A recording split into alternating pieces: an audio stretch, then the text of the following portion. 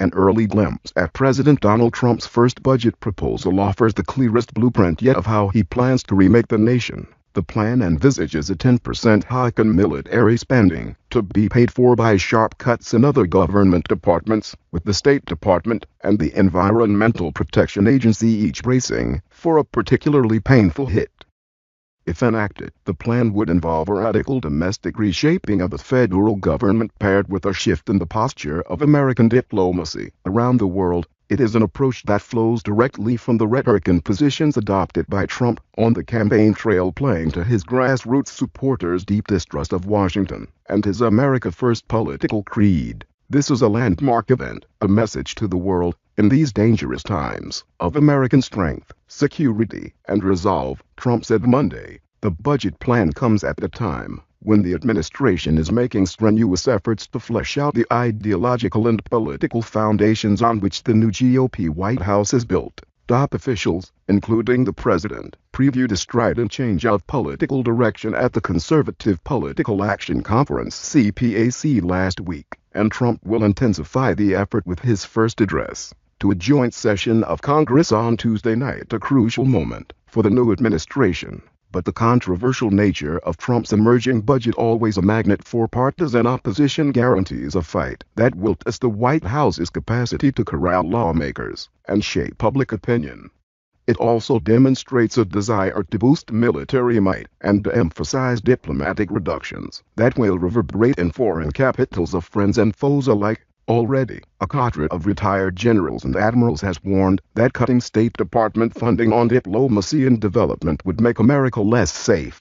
Democrats say they will use every tool at their disposal, which includes the power of the filibuster in the Senate, to block Trump's plans. The president could also face resistance from Republican budget hawks in Congress. Defense hawks, meanwhile, are arguing that the $54 billion hike in defense spending is not enough after years of budget sequestration that capped military funding. It is not yet clear exactly where the cuts will come from. Monday's announcement involved top-line numbers from the 2018 budget sent to government agencies that must now work out how to adjust their spending. Any budget issued by the White House is merely an opening bid, and many soon become worthless documents once Congress, with its competing demands on the public purse, gets to work. Democrats, who could try to frustrate Trump by refusing to lift caps on defense spending by wielding the Senate filibuster, sensed a political opportunity to undercut Trump's appeal to working-class voters as they try to rebuild their party's support ahead of midterm elections next year. The budget proposal is a reflection of where the president is at and who he is, and what today's hard-right Republican Party, which has done this budget through its cabinet, believes in, said Democratic Senate Minority Leader Chuck Schumer, which is relieve the burdens on the wealthy and special interests, whether they be coal companies or financiers, and put the burden on the middle class. But Trump styles himself as a shrewd negotiator steeped in the give and take of real estate transactions, and is known for making the kinds of bold opening gambits that the budget announcement on Monday represents. Related, Trump proposes $54 billion in cuts to most federal agencies. The proposals were also formulated directly from the fiery speeches of the president's campaign, which underpinned his belief that he has a mandate for radical change, and might make any compromise harder. When you see these reductions, you'll be able to tie it back to a speech the president gave, or something the president had said previously, Trump's budget director, Mick Mulvaney, told reporters on Monday. We are taking his words and turning them into policies and dollars. The goals are consistent with the theory of Trumpism laid out by the president's political advisor, Steve Bannon, at CPAC last week, which included a push to deconstruct the administrative state. Indeed, the budget would remove the federal government by paring back programs introduced by the Obama administration, for example, EPA regulations on the fossil fuels industry and other agency reductions. In practice, according to Mulvaney, that involves a sweeping reset of political priorities. It is a true America First budget, said Mulvaney. It will show the president is keeping his promises and doing exactly what he said he was going to do when he ran for office.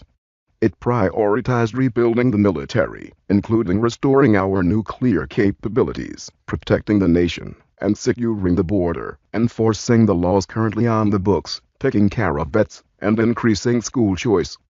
Still, with Trump vowing not to touch popular non-discretionary spending targets like Medicare and Social Security, his budget team faces a tortuous task in wringing out savings at agencies, while preserving room for Trump's promised big tax cuts. Every dollar that is cut from discretionary spending could affect other popular and vital programs, including transportation, conservation, agriculture, and commerce, all of which have powerful lobbies ready to go into battle for their funding. And Trump does not want to tighten the national belt everywhere. For instance, he is proposing spending billions of dollars on his pet project of a southern border wall, though he has promised Mexico would pay for it.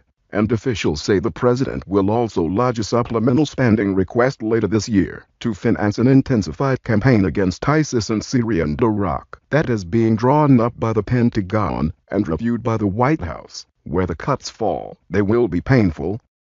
The EPA is one of the agencies in the firing line and is now led by an authentic conservative, Scott Pruitt, who energetically sued the body he now leads over Obama-era environmental regulations. Pruitt said at CPAC on Saturday that conservatives who wanted to see the agency eliminated entirely were justified, and compared it to the IRS.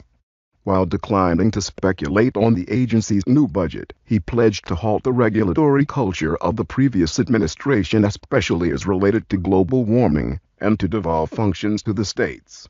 The future ain't what it used to be at the EPA, Pruitt said. A source with knowledge of the budget deliberations at the agency said cuts were likely to come from non-capital investment expenditures. You're not going to see cuts to programs that require us to build things, like building wastewater facilities, building facilities for clean water, the source said. We are committed to capital investments. The State Department, which already appears to be having an influence on the conduct of foreign policy, is also in the firing line with foreign aid programs expected to be particularly hit.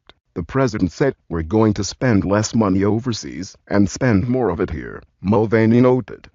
That's going to be reflected with the number we sent to the State Department. Foreign aid accounts for less than 1% of the federal budget, but is a lightning rod issue for many conservatives who see it as a waste of money. A reduced role in budget for the State Department could give new credence to fears abroad that the Trump administration will step back from traditional U.S. engagement, which has been at the center of the global system for decades. But Trump faces a fight when it comes to trimming the wings at state, possibly from within his own administration. Defense Secretary James Mattis, for instance, warned against cutting diplomatic resources during congressional testimony in 2013. They need to be as fully funded as Congress believes appropriate, because if you don't fund the State Department fully, then I need to buy more ammunition, said Mattis, who was then serving as the head of Central Command. Several of Mattis' former colleagues, including celebrated generals like David Petraeus and admirals like James Stavridis, the former Supreme Commander of NATO, wasted little time in mobilizing to challenge his proposals. The list of 121 military figures warned that State Department diplomacy, aid, and programs were vital to preventing conflict overseas and could mitigate the need for costly and bloody military deployments. The State Department, USAID, Millennium Challenge Corporation, Peace Corps, and other development agencies are critical to preventing conflict and reducing the need to put our men and women in uniform in harm's way, the senior officer said in a letter to bipartisan congressional leaders as well as top officials in the administration.